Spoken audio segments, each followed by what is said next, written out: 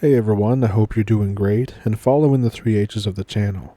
In this video, it's all about the crazy and insane stuff that happened to a missionary while in Thailand. So if that sounds like something you're interested in, pull up a stump with me and let's jump into it. Thank you for watching. Some years ago, I worked as a missionary for the Mormon Church. I spent 2 years teaching English and preaching my religion in Thailand. This is just the backstory as to why I was chilling in a developing nation for so long, so don't get hung up on the religion details. I encountered a few exceedingly odd things myself there during that time, and also I heard a few stories from other missionaries that may interest everyone. So at this point, I was staying in Ayutthaya town, 2 hours outside the main city, Bangkok. It's the former capital of Thailand. It has since fallen to ruins. They have these tiny houses on pedestals that are pretty much everywhere there, and they work as shrines. People's ancestors live in them as well as other spirits, and these spirits stay there until they get a new body or something to that effect. It's common to leave gifts or flowers or drinks to them. It's also generally considered that the spirits in them will starve if not given food or drink, and then they will leave the little house and begin to haunt people and suck their life force. As you can imagine, it's a ubiquitous rule that we as missionaries don't mess with or touch those shrines. Not for spooky reasons, it's just very disrespectful to do so. One of my partners, we call our partners companions, took a photo of one once, and he got a very dirty look from a nearby vendor. I had other reasons for not wanting him to take that photo. So, 8 months into service, I was visiting a convert that lives in a wooden apartment complex out in the jungle. One of the shrines is near the front gate. It's small, but really pretty. It has high-quality ceramic figurines kneeling and praying as a group inside. I'm focused on one figurine of a woman in a traditional dress. While I'm focusing on this figurine, the figure's ceramic head suddenly looks to its left, directly meeting my gaze.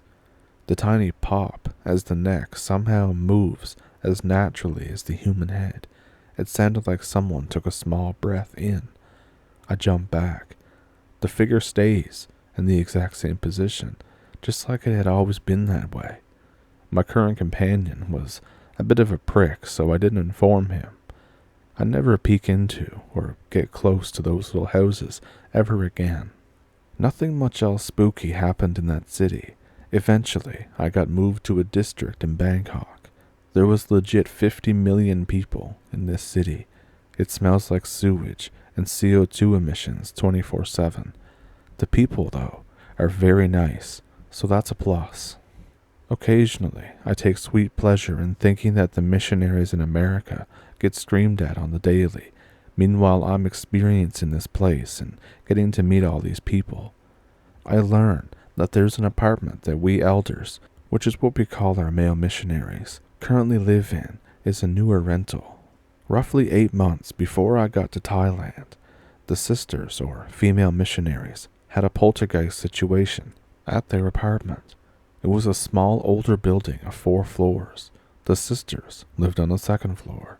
They kept finding small objects that were moved around while they were gone.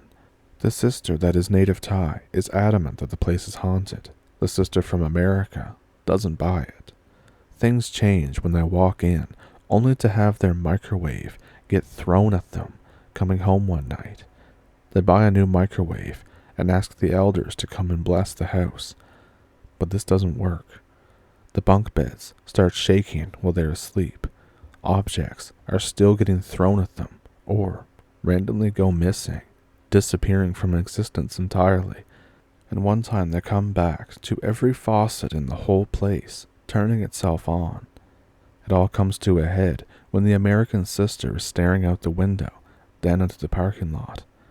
And suddenly, a body goes flying past the window, ragdoll style. It wasn't until after this that they found out that their apartment wasn't the only one experiencing severe paranormal activity. A man on the 4th floor, directly above them, decided to end his own life by jumping out his window because he couldn't cope. The sister just happened to be brushing her teeth at the exact moment that he passed by before landing in the parking lot below. She goes hysterical, even more so when she finds out that it was indeed a real person and not some shadow being. They get permission to move apartments after this. They trade apartments with the elders until they find the apartment that I currently live in. Both sisters were finished with their mission service anyway, so the elders take it, and the sisters are allowed to pack their bags and go home 2 weeks early. Only one other elder had anything happen while staying there. It really seems like that whatever was in their apartment was targeting them because they were women. And this isn't really paranormal, but it was very scary for us. At some point, we kept hearing noises in the walls of the local church building. We think that some animal, sounds like a medium-sized lizard, got in through the drainage. There's a closet door that we open every time we come in that just opens directly into the crawl space of the building and the plumbing pipes and all that stuff. We hear noises coming from above us inside that crawl space. One day, we open the door up. There's a 25-foot-long snakeskin draped across the pipe valves. We're very glad that we didn't come in when it was shedding. Members later discover digested skeletons of cats in the roof on another floor. Like I said, there's no ghosts, but that was very scary for us. And during my time in Thailand, I hear other stories from my companions that let me know of a few other areas that have it much worse than all the ones that I was in. An area in the far east of the country, well over 12 hours away by car. 2 elders, 2 sisters, and 1 or 2 native members all hear a piano playing on the 3rd floor on the side of the building they're in. Now the way this building is set up is that there's a small outdoor courtyard in the center, surrounded by windows and walls on all sides. There are 2 balconies that face opposite each other. They both have big white curtains concealing the windows and doors from inside. The group goes to the 3rd floor, certain that they were the first ones there that day with keys. And as soon as they get into the room with the balcony, everyone's heart seems to just drop. Everybody gets a sick feeling in their stomach. Piano keys are moving on their own. The balcony door is wide open. Everyone sees this. The piano stops as they move closer. They look out the window, straight across to the other open balcony door, and they see someone standing on the other balcony. While looking at them, the man jumps over the railing, but doesn't hit the ground normally. He flattens out like a pancake made of shadows. They run downstairs. There's nothing there. They tell the mission president and the local church leaders. Apparently, this had happened twice in the past before. Usually, the church builds new buildings on empty plots when they want a chapel. This one was bought. They sell the building and build a chapel just away from there. So sometime in 2018, one area over from the place in the last story, 4 elders were all in the same house. One morning, they find a cheap Ouija board in the back of a closet. It was under some junk left behind by previous missionaries. This cues a lot of questions of what kind of missionary would just bring a Ouija board with them, especially to a foreign country. But even worse, the elder that found it starts playing with it. Later that same day, one of the pairs finds a guy. He says his dad's possessed and that he wants a Christian blessing. This isn't too uncommon the farther you go from Bangkok. The man is convulsing and having seizures. So they do their blessing. The guy stops convulsing. And then the elders tell them that they should really go see a doctor if they have the money. But then the guy says he's fine. He says that he just picked up a spirit, just as casually as could be. He even said that he picked it up at an equinox festival where they dance with spirits in the mountains at night. He talks like he's referring to a cold or a flu. They tell him, maybe then don't go to the next festival. And he says, why is it not safe? They tell him that probably not if he's getting spirit attachments all the time. There's some sort of different train of thought that we have and Thai people have that seemed to always keep us from communicating 100% effectively. Generally, the missionaries, who like people the most, will pick up on whatever it is. But now later on that night, they were pretty ecstatic that they got to meet and share the gospel with this family. It's lights out, so everyone goes to bed. Each elder has a bed in one corner of a room on the second floor, and then they all hear their front door open and loudly slam shut. They think that they're getting robbed, and then they hear giant, loud footsteps coming up the stairs rapidly. It sounds like a heavy bam, bam, and then they stop abruptly outside the door, and they think, what's going on? There's silence for a long time, and then the door swings open. A figure enters and stands in the center of the room. With the little moonlight they have, all they can tell is that whatever this is nearly Vanta black, and it's a tall, oval shape hovering off the floor. It says, "You're going to regret coming into my house." It says in a booming voice. It was so loud that even the neighbors asked if everything was okay the next day. It was very bizarre how it spoke to them in English. But back to what was happening. After saying this, it leaves the way it came, closing the door on the way out, clambering down the stairs. But they never heard the front door open again. They all start screaming. They turn on the lights. They barricade the door and phone the mission president. They take turns watching throughout the night. The president books a flight, travels all night in a suit and tie, arrives in pristine condition to disheveled, sleep-deprived elders. He asks what they think let the spirit into the house. They admit that they have been playing with the Ouija board. He has them throw it out and blesses the house, and then leaves. The neighbors tell the elders that a dark figure stayed hovering outside the front door to the missionary house at night for the next few nights off and on. Again, some of the locals laughed about this and just asked them if they went to the mission festival last week. Again, almost as if it was the most normal thing in the world. And something that I didn't know until I got there was that there's apparently a stigma of spirits of Thailand that will tend to be malevolent toward foreigners and non-Buddhists. They don't particularly hate foreigners, to my understanding, but it's a vague stereotype, if that makes sense. One area in the central north of the country has a medium-sized temple complex that's prominent in the town that the elders are in. They usually bike down the thinner road, splitting the grounds in two. This is socially acceptable and not anything anybody would find offensive. They don't go down that path at night. Instead, at night they take the main roads with traffic lights for an extra 20-minute commute. The local legend is that the guardian spirit of the temple was murdered by early foreign visitors in his lifetime centuries ago. Any foreigners that enter the boundaries of the temple at night would be followed by him. The spirit goes unnoticed until they return home, where the foreigner or some of his family members die.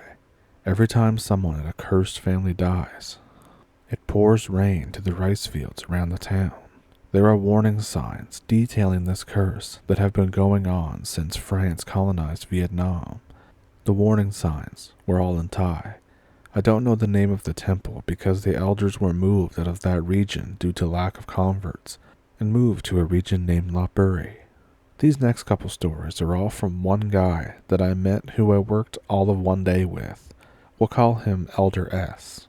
Now, Elder S didn't understand Thai very well in his first 2 weeks in Thailand. None of us ever do. He and his companion who's training him got greeted by a fortune teller dude on the streets.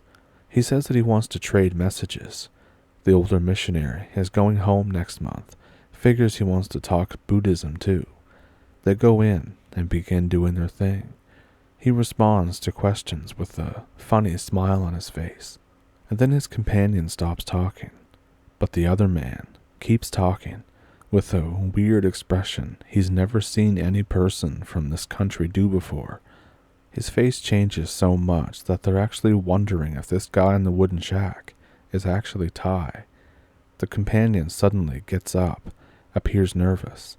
He says they need to leave, right now. He fills him in on where the conversation was going. The guy had started saying all this stuff about his family, his 2 dogs, the school that he went to, how he knew what type of toothpaste he liked, because the guy, quote, watched him use it since he was a kid. He doesn't look like a guide to the missionary anymore. He looks very possessed or something. They tell him back that he hasn't been watching that closely, or else he'd know that talking to the elders was pointless. The Thai dude smiles and asks him if he really thinks that's going to do anything, and then he says that he's been in the country since the word king existed. The missionary calls him a lizard in Thai, which is a curse word that usually gets your ass beat if you use it, and they left. Besides that, in this next story, Elder S said that his first 2 months in Thailand passed very uneventfully. One evening, he's biking with a new companion back to their house. It's on one of the unit paths outside of town at sundown. He notices that off to their side, tall bushes are rustling. This is on the other side of a field on the left. It's angled at his general direction, even though there's no animal that could keep up with his bike. The grass continues flattening until whatever is causing it is right next to him, off the trail. He picks up speed to catch up to his companion, and it trails off. He ended up going back relatively near that area later on his preparation day. Prep day is basically the designated day when we get to relax, do laundry, email, and call home and all that stuff. Also when we go sightseeing. The group of missionaries that Elder S is with decide to go up a small mountain in the area. They're biking on their way there at 5:30 in the morning, all 8 missionaries in the district. Suddenly, one of them in the back of the bike group cries out and falls. He says something massive swept over their heads just now in the darkened sky and moved across the fields in the blink of an eye. He jumped so hard that he fell off his bike. Everyone looks over at the fields. He shouts, "There it is," and at least 3 people see it. The sisters and Elder S don't see anything, only that first elder, his companion, and the district leader. Had it not been for the district leader, they probably would have thought that it was BS. They said that a UFO had just landed 2 fields over after circling around and coming back toward them. As you can imagine, they were still just a little bit skeptical, but after some convincing, they cross the field to peek through the tall grass. At first, they don't hear or see anything. Elder S and the whole group suddenly see a light, like a fire, coming through the grass.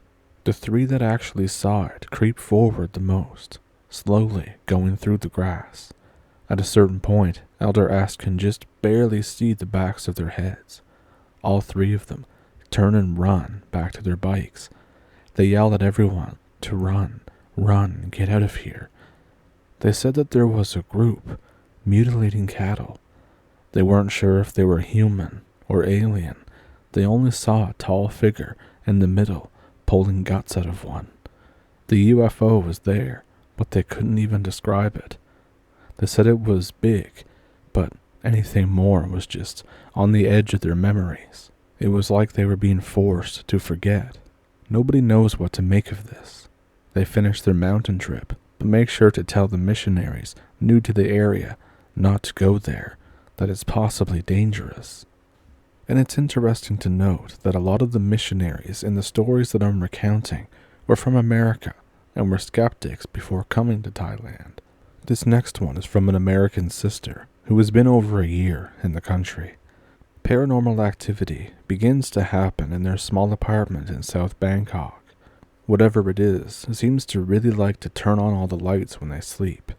One night, she wakes up to her Thai partner shouting at a spirit to leave. She says that she woke up to see her, the American sister, standing between the front door and the bathroom door, fully dressed instead of in PJs and asleep. She asks what she's doing, and the sister gives her a wide grin and disappears when it gets shouted at. And then a few days after that, the Thai sister is in a bathroom one day. The American one is chilling in a spot, looking around where the doppelganger was sighted. She finds a loose floorboard and opens it. There's a small, dusty Buddha statue covered in a dead flower bracelet, which is a good luck charm in Thailand. Under the floorboard as well are small idol figurines, a cup of some kind of dried liquid, and burned incense. It was like a handheld shrine that had been placed into the floorboards. They place it in a bag and toss it in the dumpster outside.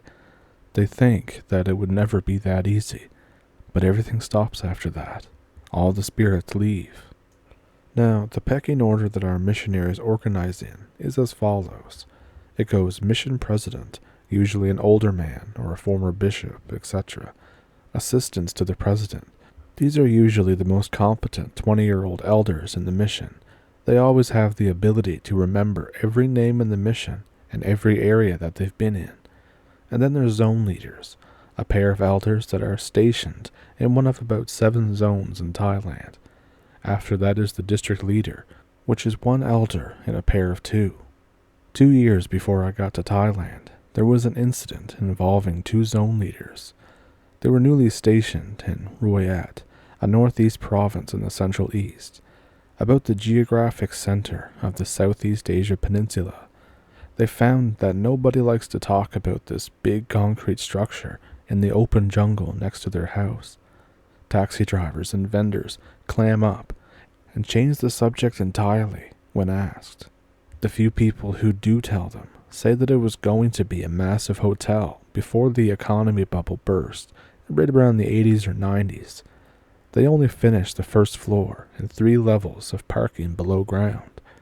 The local bishop in the church finally tells them that a cult of Laos immigrants did animal sacrifices in there to some kind of spirit. After hearing this, the zone leaders just have to go in there and check it out now. Their curiosity gets the better of them.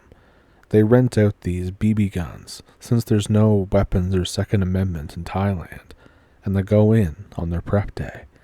They check out the roof first. There's nothing. There's a big service door behind the building, hidden from the street view. All the nasty-looking stray dogs all congregate there and follow them in for no reason. FYI too, stray dogs are more ubiquitous than homeless people in Thailand. As soon as this happens, they immediately get a sinking feeling in their chests. They look back. The doors won't close on them. The dogs are the only ones there. There's about 20 in all. A big group, but not weird for this area. There's nothing interesting in there. So after looking around a bit, they go down the stairs to the next floor. Their flashlights show a bunch of graffiti on the walls in Thai and Laos language, basically telling people to get out and to never come back. They're wondering if they shouldn't be there, but they shrug it off. They go down to the next floor. Dogs are still following down the ramp. And then they begin to hear something over the clicking of the dog nails as they descend deeper, but there's no one there. It sounds like heavy footsteps. All they find is more graffiti and very flowy red stick figures fighting each other on the walls. It looks like that a lot of time was put into them, even though they're stick figures. It felt like that they were put there with intense purpose. They get a little freaked out. The air is almost oppressive at this point, but they feel like they have to continue to the last floor. The footstep noises are still there as well, following them. It's definitely not an echo, and there's nowhere for anyone to hide. The last floor is a massive mural. You can't even call it graffiti. It looks an awful lot like Satan destroying the Buddhist version of the world. In the corner is one of those regular-looking white house shrines with a bunch of rubble around it. They feel something come out of the shrine when their lights fall on it. It passes over them and goes into the dogs that are between them and the entrance. All the dogs go rigid and immediately start snarling and drooling at the missionaries. The elders are like, "Oh shit, we're gonna die." They manage to skirt around the dogs, holding their BB guns out and shooting at any of them that edged out from the group. They backed out the entire parking garage. The dogs followed them the whole way, barking, snarling, and shaking. Once they got to the last floor, they turned and booked it up the last flight of the stairs, out to the roof.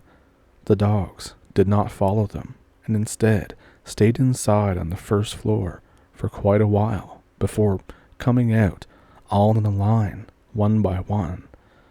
But this time, they were acting scared, very wary of the elders, but not wanting to attack them this time.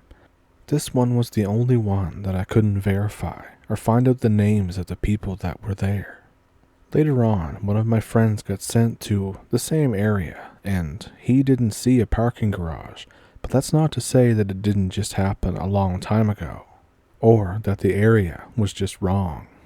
So yeah, this was the one that I couldn't corroborate with anyone. Everybody just remembered who they heard it from, not the people involved. So when I was 16 months in, our district leader's companion, with 5 months under his belt, wasn't doing so well. He says that he kept having dreams of really tall monsters that looked like bamboo coming out of the trees and taking people. He becomes visibly ill whenever they pass a thicket of trees, which are found in all sorts of empty plots in the city and suburbs. He began to lose so much sleep that he began seeing these tall people in his waking life as well. Eventually, he got sent back to America for stress-related reasons. Another thing is that I have a habit of licking my teeth when they feel dry. People tend to look at me whenever I do so. There was no custom that should make licking lips or teeth in public rude. A native member eventually asks me if I'm trying to scare people. Of course, I have no idea what he's talking about, but he tells me that one of the local legends is of a deceased corpse that flies around as a head with all of its organs hanging out at night, and it has to eat garbage or dog feces. During the day, it walks around and hides the base of its neck with its clothes. It seeks out pregnant women or children to feed on, and it's constantly licking its lips in anticipation of a real feast. I notice from day one that most walls have glass shards cemented into them. Barbed wire fences and gates with ornamental spikes on top are also extremely popular.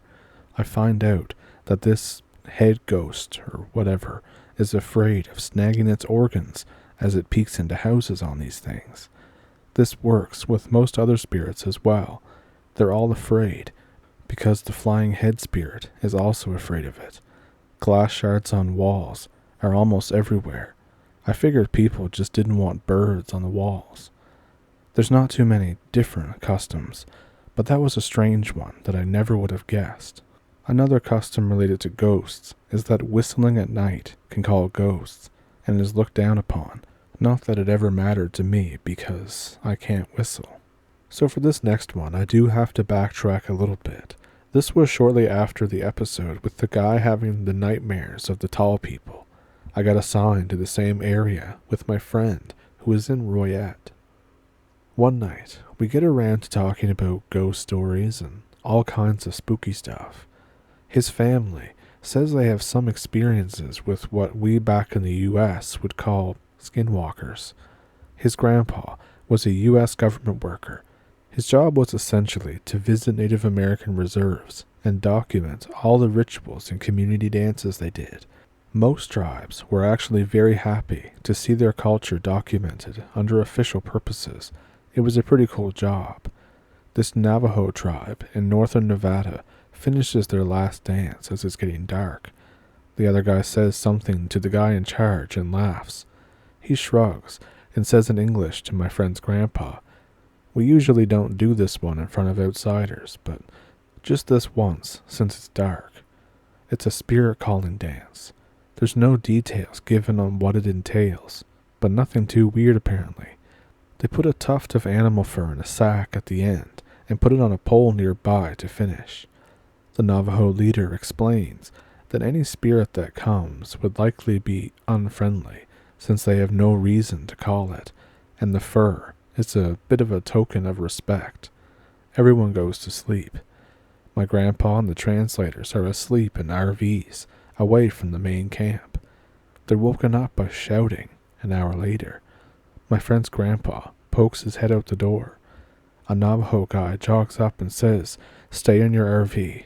You don't need to worry about this. Trust me." Grandpa looks over. There's an extremely tall figure, silhouetted by fire. The tribe is gathered around it and looking up at it. It's at least 2 meters, probably taller.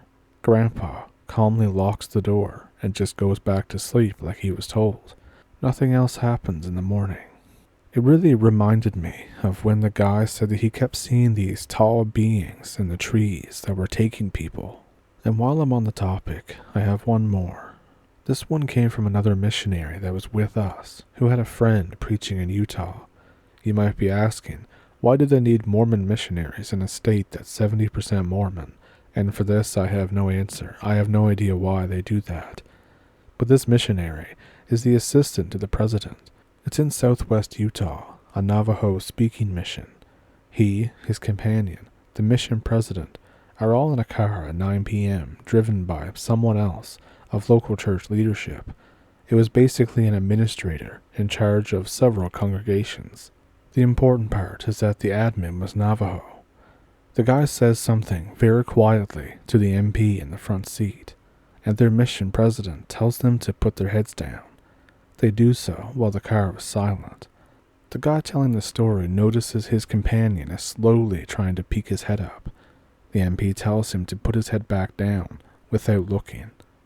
They get told a minute later that they can put their heads back up. Both older guys are in front like nothing happened. The companion said that he saw what looked like a floating orb on the side of the car, and nothing else really comes from it. And I have one last one from Arizona, and then I'll get back to Thailand, which is what you all came here for. So, my friend's uncle was a truck driver in the 90s. He was going through Arizona on the highway at 1 a.m. He was falling asleep. He had been driving for a very long time. As he's falling asleep, he says that he gets a premonition from the Holy Spirit to watch the road. As he wakes up and complies, he sees that the lights of a truck are coming up in his rearview mirror. But that's no truck. They're way too low, and it looks like a horse almost. But it's going 55 miles per hour, with skylights mounted on it. He hears another premonition to look at the road and don't look at anything else. A shiver goes down his spine. He's definitely jolted wide awake now. He speeds up to 70. The horse is gaining. And then the horse stands up in his peripheral before going into his blind spot. He looks at the road and just stares. The light from the eyes is keeping pace right at his window as he drives. He can see the eyes turn from looking straight to face directly towards him in the corner of his vision. He said that it felt like hours were passing, but it was less than a minute. He just followed the advice to look at the road. Look at the road. The eyes eventually turn away from him and seem to vanish into smoke as he moves forwards. The feeling to stay staring at the road leaves him, but he doesn't stop to rest. He drives until morning. And now, I have a couple more from Thailand. So this one is one I heard secondhand. It comes from somebody else that I don't know, and I heard it again.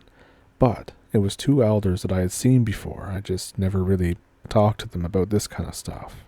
They're in a district up north in Chiang Mai. There's a religious gate at the edge of a small village that they visit and teach at often.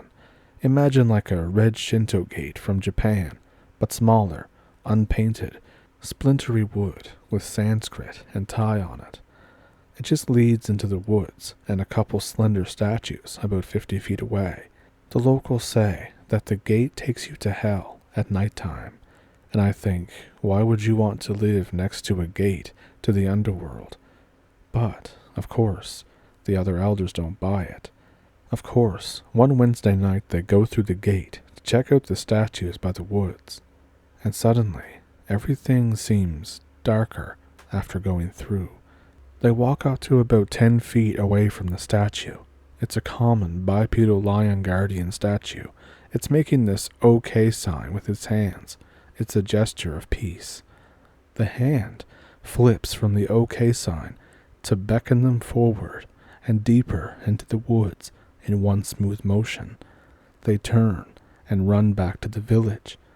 They also realized that they couldn't hear anything while near the woods. They didn't go through that gate again, as you can imagine. So this is one that happened when I had 1 month left on my service time.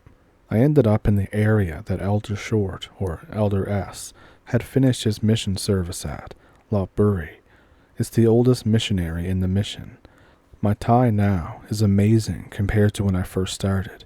I felt really proud of myself by this point. There were so many interesting places to go. So one prep day, our district decides that we want to go to a mountain. There's a small shrine halfway up with a cave Buddha. It's literally a statue of Buddha inside of a small cavern for worship. We talked with the old monk for a while about his life on a mountain all day. There's lots of physics textbooks on the bookshelf just inside. I start coughing because I have allergies. He goes over and picks a weed and beckons us to sit in the main room while he brews an herbal tea. It tastes like metallic dirt, but it clears my pollen allergy for over a month. I tried to take some back with me, but U.S. Customs took my plant samples out of my luggage on the way back, but not my machete in a random search. This monk then gets out a drawing notebook and starts using a lot of words that I've never heard. And right at that moment I'm thinking, wow, I guess my Thai isn't as good as I thought it was. From the drawings, we understand that he's apparently talking about aliens visiting him and giving him remote viewing powers to see different periods of Earth. He says that Earth looked different from space before Buddha's time. He also has schematics for a psychic-powered spaceship powered by the passenger's karma, or chi, that can go to different dimensions in Buddhism. I spend an hour listening to this guy because everything he says just is so cool to hear. I was hanging on every word. After we left, I shook his hand and thanked him for his time. I always wondered if that guy was crazy or enlightened, or both maybe. But this is my last story. This was from the same area. We have a 2-story house instead of an apartment.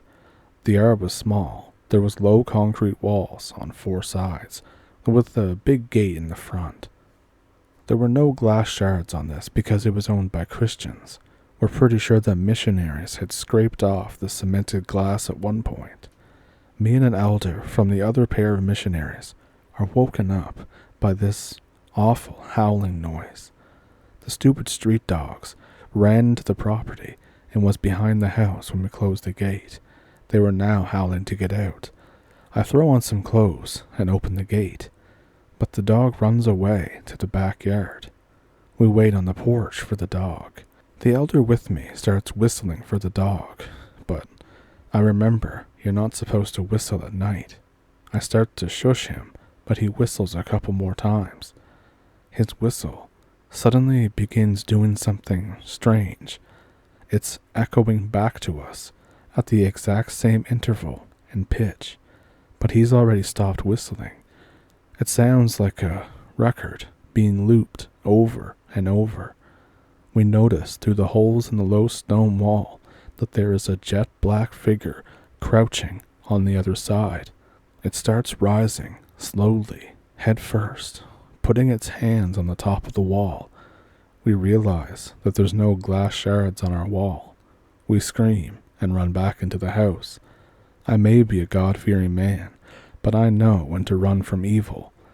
We lock the door, put the couch in front of it, and shutter the windows. We tell the others in the morning why we moved the couch. We look at where it was crouching. There's no ominous marks or signs that someone was there, and after that, Nothing else happened except we had to kick out 3 dogs because we left the gate open. Kind of an anticlimactic ending to all of these, but that had to be the scariest night of my life. I can't wait to go back to Thailand someday. The food was so good. So, those were insane, weren't they? If there was one specific one that sticked out to you, let me know which one that it was. If you have some of your own, as always, you can send them to the email in the description below. Also down there is a PayPal and a Patreon if you would like to support the channel that way. And of course, super thanks here on YouTube. And with that, I hope you enjoyed the video, and I hope you like and subscribe and all that great stuff. And I will see you in the next one. Thank you for pulling up a stump, thank you for watching, and make sure to follow the 3 H's of the channel. I'll catch you later.